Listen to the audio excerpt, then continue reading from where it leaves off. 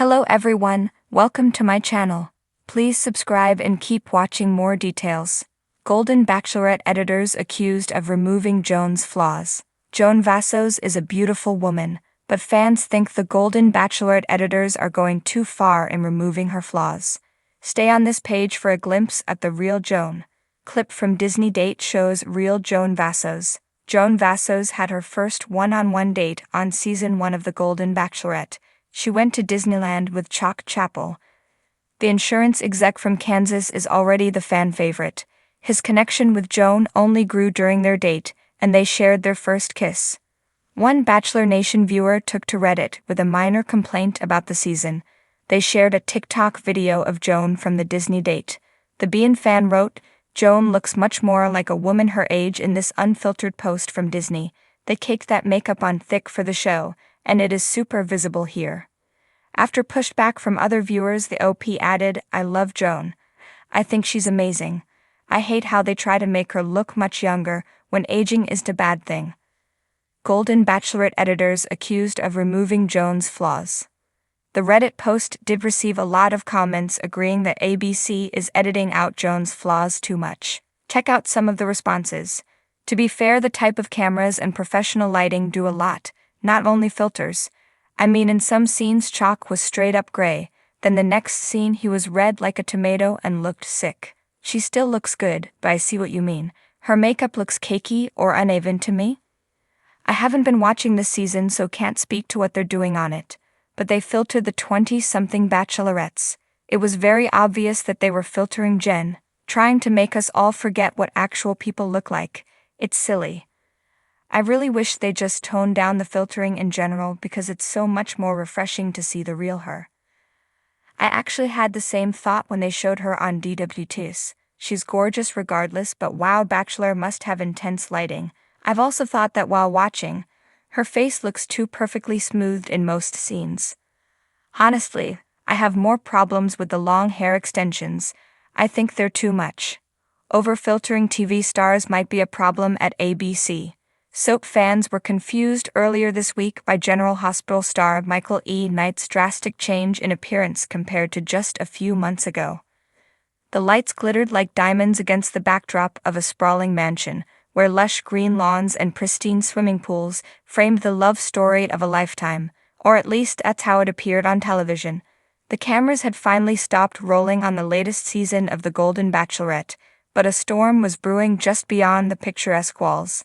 Viewers, fans, and a growing number of internet sleuths were up in arms, all pointing their fingers at one name: Joan, or more accurately, at the editors behind Joan's fairy tale journey. Joan Hadley, 64, the radiant star of the most-watched season to date, had seemingly glided through the competition with the grace of a queen. Silver-haired and elegant, she captured the hearts of millions. Her smiles were effortless, her wisdom endearing, and her moments of doubt only made her more relatable, or so it seemed. But whispers began spreading across social media the moment the finale aired. Fans noticed something was off. Joan, a retired nurse with a kind demeanor and a heart-wrenching backstory, had been too perfect. Where were her flaws? The moments of awkwardness, the times she might have said the wrong thing, stumbled over her words, or let her nerves show. Real people, no matter how charming, weren't always that polished. It started with a tweet: "Joan can't be that perfect. What are they hiding?" And from there, it snowballed. Soon, fans were dissecting every moment of the show, every camera angle, every interaction.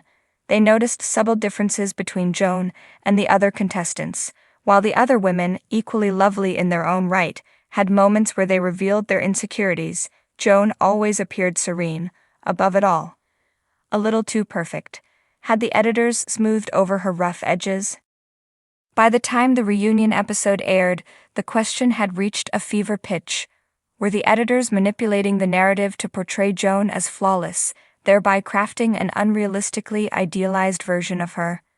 And more importantly, why? Speculation flooded the internet. Some theorized that the producers were trying to build Joan into an ideal role model, a woman who could transcend age, embodying timeless beauty and wisdom. Others accused the show of creating a fantasy that perpetuated impossible standards for older women, erasing the very real, very human qualities that make people relatable. Online forums brimmed with discussions, many of which included comparisons between the raw, unfiltered moments of other contestants and Joan's seemingly effortless poise. One post caught fire. "We watched Karen get nervous and fumble during the rose ceremony, saw Leela tear up over her late husband's memory, but Joan, every scene felt like it was airbrushed. Where are her human moments?"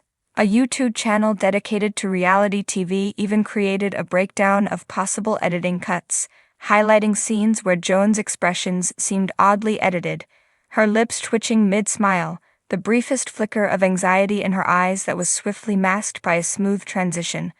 "They're airbrushing her in real time," the host exclaimed. It wasn't long before the accusations reached the Golden Bachelorette production team.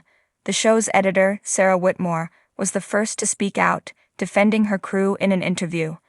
"Editing a reality TV show is about storytelling, but we don't create false narratives. Joan is just a composed, wonderful person. We didn't need to hide anything about her. She was genuinely that calm and poised." Still, the damage was done. The internet, ever the relentless detective, wasn't satisfied. Soon, #PerfectJoanGate was trending on Twitter.